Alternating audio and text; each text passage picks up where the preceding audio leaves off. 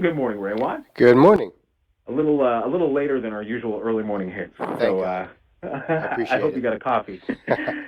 The just in terms of the news that we're hearing this week, and it obviously is folded with this convoy, right? Because they're calling for an end to all mandates and all restrictions and what have you. But we are already starting to do that, are we not?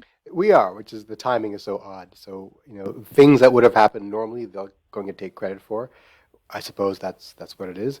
But the public health restrictions were going to be lifted sooner rather than later anyway. If Omicron hadn't come around, it probably would have happened already. Omicron just sort of moved the goalposts significantly time-wise. Um, the thing about Omicron, the rapid increase in cases means that the rapid decrease in cases would follow logically. What we're waiting for is to see when the healthcare system capacity will plateau and come down. It looks like we have a sustained plateau for the next few weeks, in which case the hospitalizations will come down sometime next month. But that probably means we can start lifting restrictions relatively soon. Yeah, and we already kind of have started doing that at the start of this week as well. Just do you see any immediate impact that could have the reopenings here? Just even if it's a quick jump and then back down, do we expect a big increase in cases? Yeah, we do. The question is, will those cases manifest as stress on the healthcare system? The hope is not.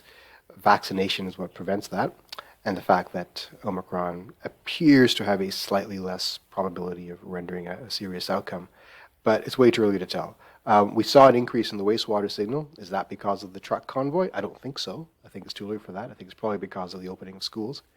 But the fact that people are re-entering society en masse means to expect an increase in these signals.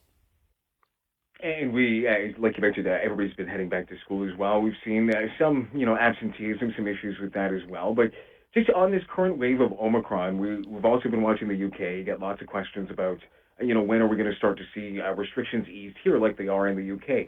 Just how, I guess, far along do you think we are in the Omicron wave? I guess how close do you think we are from the end of it? Tough question. If we hadn't opened things up, I think we're like a week away from the wave subsiding. Having things open up means that there's going to be a bump in cases and the wave will be extended, which is expected and probably inevitable. Definitely, this is done before the spring. But the question is how many weeks before the spring, and whether some new horrible variant will come along and and cause more crisis in our lives. I hope not. Yeah, Again, it's always the worry. it is right, but the message remains the same, right? The vaccines work against all the variants, despite what you might have heard. They work to protect us from hospitalization and death against all the variants.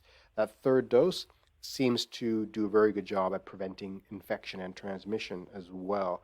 And when the big companies produce Omicron-specific booster shots, that will help too. So there's a lot of good news around the corner. And just on that front, when we're looking ahead a little bit here to, next fall and the next respiratory season, I was hearing Dr. Kieran Moore talk about, we're going to do the spring and summer thing where we see respiratory viruses go away and then they'll once again come back, and that eventually this is likely going to be just like a seasonal flu, and that hopefully we can get a vaccine, a COVID vaccine, into an annual flu shot to make things better. I guess in a general sense, is this kind of how you see things playing out? Is we are going to just eventually live with this? Cast your mind back to 1889, 1890, back when you were a young boy. And back then, there was something called the Asiatic flu rampaging through the world, one of the most deadliest pandemics in human history. We don't know what caused the Asiatic flu. Some people think it was influenza. Other people think it was a coronavirus called OC42, I believe, or OC43. And there's a lot of evidence for that. Now, I bring this up because today, that particular strain, that particular species of coronavirus, is one of the handful that causes the common cold. So 140 years ago or so, it was a deadly pandemic virus. Today, it's the common cold. What we might be seeing here with the various incarnations of COVID is a brand new common cold entering the human experience. It'll just take many years for that seriousness to decline as population immunity builds up. So to answer your question, yeah, eventually I think that's what we're going to see. Probably not for a couple of years though. For a couple of years, it's still going to be a serious thing because most of the world is not vaccinated. we don't have sufficient population immunity, and newborn babies come into this world with zero immunity.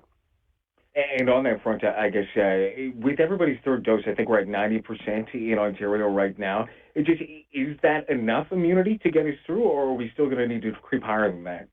We're going to need higher than that. Now, we have to ask ourselves what's the question that we're asking? What's the goal here? Is the goal to keep people out of the hospital, which is the first goal? 2 doses do that for a number of years at least. 3 doses diminishes infection and transmission. That's the important part. There's also work on a comprehensive coronavirus vaccine that will probably work on all variants, current and future, and that's around the corner. And when that happens, then we're in much better stead. So my preference is for everyone to get third doses soon. That will help enormously. That puts more oomph in the vaccine passport system. And for kids under 5 to get access to any vaccine. And that's going to happen within the next couple of months, I think. Yeah, just to note on that, the FDA looking at that south of the border this week as well. Just a last one for you in terms of the timing of everything here. We've talked about ending restrictions and what have you, but do you think by the time we get to the summer, we are not talking about these restrictions as much as we have been over the last little while? Absolutely. Absolutely. Unless, of course, some horrible new variant emerges from some corner of the world. But much like this past summer, the conversation will be how many wonderful things can we be doing with our friends this summer. And if young kids get vaccinated, oh my goodness, that opens up far more many opportunities. Even better. Optimism on the horizon. Raywat, we'll leave it there. Thanks so much for your time again. I really appreciate it. Thank you.